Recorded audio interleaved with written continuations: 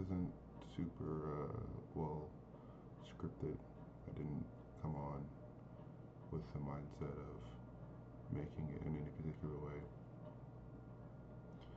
I'm kind of doing this for my kids mostly, but in all reality, I want to do this also for myself in a lot of ways. Uh, Today, or yesterday, due to the time that I'm recording, a really big event took place. Um, it was the death of a very popular conservative political and religious man named Charlie Kirk. This isn't in any way to take away from that because I think that's important, but I think his message uh, rang kind of true to me in that moment. I myself am a Christian. I'm a father of two. Have two beautiful kids, both of which are fairly young. So talking to them at this very moment, they wouldn't even understand what happened. But seeing that footage, knowing what happened to him, it is deeply sad. As a Christian myself, as a father and a husband. So this is kind of a two-part. I want to both talk about my own Christian beliefs and how I see that it is beneficial to all and the ways that it's changed my life. Just real a general call to all those who may be a little lost or may have solace in hearing someone else talk about their own life. And two, for my kids, if God forbid anything happens to me, um, and ideally it only happens to me, they could have this, not particularly this one video, but ideally I do this on a more consistent basis. Where I live, it's a little too extreme, the weather, for me to be outside and doing street preaching. Some would say that is a coward's way out, and they may be right. Maybe at a different point in time, I might get to doing that too. But as of current, this will be my way of kind of street preaching, quote unquote. And so, really, this first video is more me just kind of setting the tone for what's to come. Ideally, we'll see if it pans out. Being a father of two with a small one demands a lot of my time. I only get to kind of do this at night when everyone's asleep, and that's if everyone's asleep. There are times where not everyone's asleep, so I'm sad up taking care of one, which is fine. I'm not upset about it. I love my kids, and I'd do anything for them. And I think that's kind of why this is coming to be. This is kind of something I want to do for them as well, something I want to do for myself. So it's kind of a win-win in some cases. If you so happen to stumble upon this video and you are in a bad state, or you just, I don't know, want to hear some old, I would call myself old, middle-aged, I guess, 30, 31, so that's even more reason why the death of Charlie Kirk hit so hard, because, I mean, he's the same age as me, the kids are around the same age as my own. I don't take it personal, so to speak, but I take it personal in that a man died, a man of Christ died, a man with strong beliefs died, and he did a really good job at orating. He was really good at talking. I'm not going to sit here and act like I have those skills, nor will I pretend that I can talk in the same manner. It's just not going to happen. But I will at least try to get my thoughts across and kind of touch on points that I think are important. Ideally, I get to a point where I kind of structure this, but as it's so new, so fresh, and with me not having a whole lot of time, the structure portion will have to come later, and I find that just doing it is more important.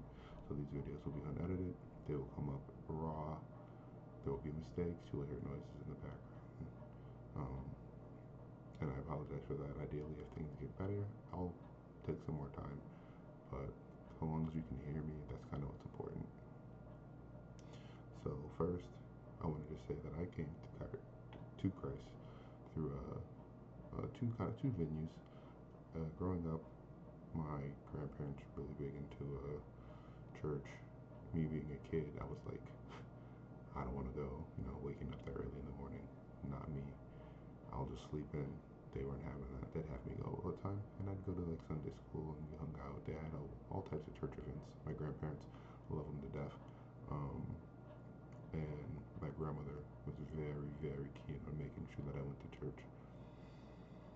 I eventually, around the age of 12, dropped it. I was just like, they gave me the option, like, hey, you don't have to go to church anymore. You're old enough to stay at home by yourself. So if you want to continue to go, you can. I was like, I'd rather sleep in, 12-year-old.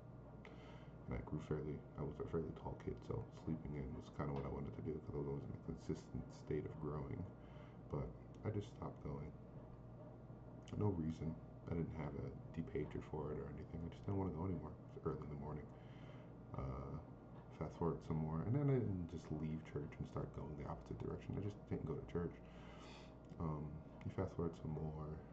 I kind of was church light. I don't want to say church light.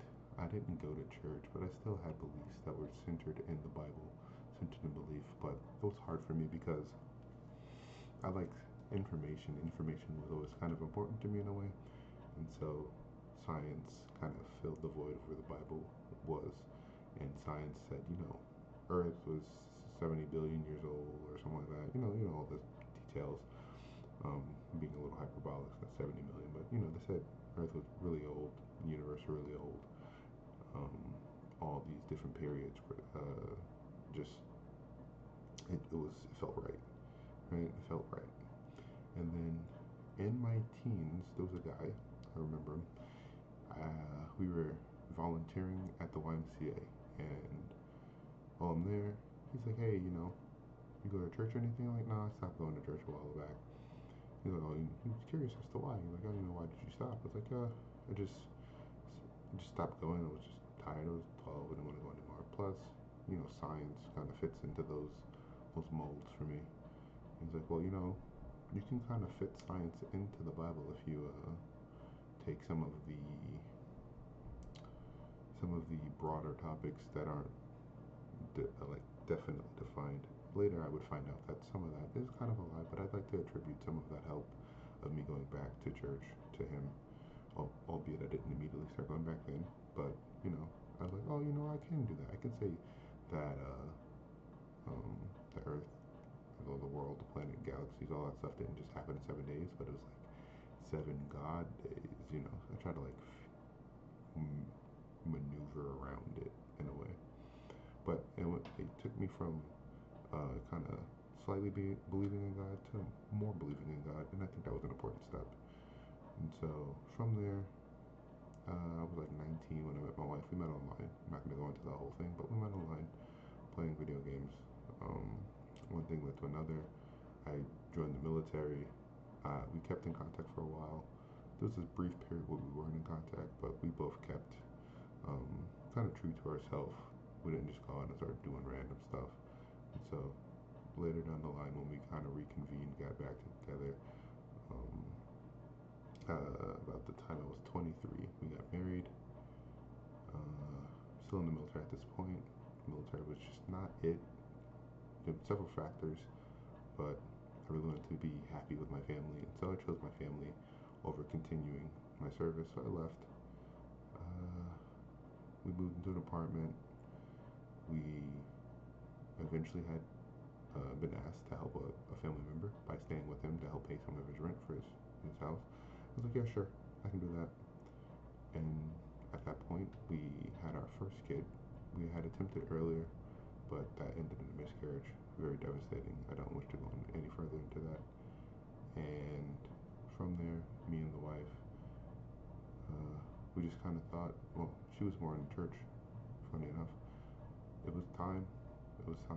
And so her brother, who had gotten into the church stuff a lot further than me, he got more godly because he had walked away from it too. He had a Bible. He handed it to me.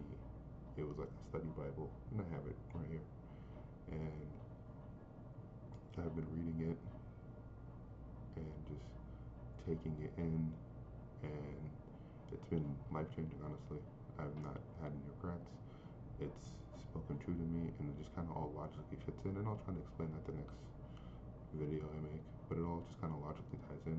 But that's kind of my story as to how I got into it and why I stay in it, because of my daughters. There's something so comforting in knowing that at the end of the day, if I'm to pass, that if I teach my children right and I get them right with God, that we will see each other again. There's not just the empty void. I used to stay up at night in cold sweats, just rummaging around the bed. My wife can attest to this too. Just like having thrashing fits on the bed because I was just so afraid of what could happen. The eternity, endless void. It just scared me. I forget what the term's called at this moment, but um, yeah. And so God, He came right into my life again, filled that void, and I feel so much better. I think you may hear that. That's possibly one of my kids. It is very late, so she should be asleep, but um, I'm about to go do what dads do. So I'll call this video a shut here. Ideally, I upload this, and this isn't just a recording that sits on my computer. We'll find out. But thank you for listening if you stayed. And again, I'll try and come back with more testimony in some ways, and then at some point, ideally, I transfer that into like kind of a mini preaching. So thank you if you listened the whole way, and to my daughters, if you listen to this, I love you guys. God bless.